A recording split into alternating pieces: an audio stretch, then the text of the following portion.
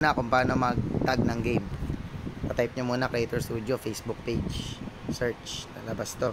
Kailangan hindi kayo naka-install ng Meta Business Suite na app kung hindi iba lalabas. Ito man yan, makakasuggest siya.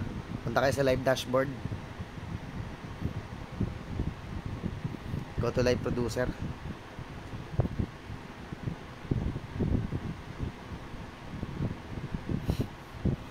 yan, kita mo you're live, diba?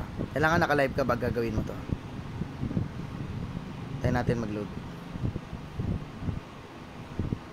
Hanapin natin yung ano, hanapin natin yung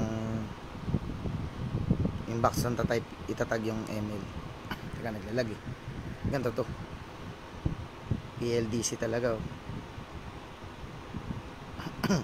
Yan, ano pala yun, live ko pala yun, kaya pala magulo. Kailangan type nyo Mobile Legends. Ay, Mobile Legends ulit. Kung Mobile Legends na rin nyo, Mobile Legends. Pero Clash Royale tayo ngayon. So, Clash Royale. Yan. Pag nagawa mo na yan, okay na. Lalabas na sa live mo. Playing Clash Royale. Kita mo to. Tag 3. Pwede ka rin mag-tag ng 3 co-streamers kung gusto mo. Tatype mo lang yung pangalan ng page sila. Yan. Makita mo dito yung Stars Goal.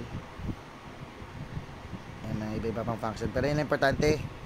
Makita lang natin kung paano itag yung game sa live.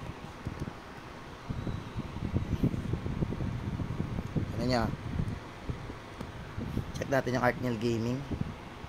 Is live now playing Clash Royale. So natag na natin ng maayos.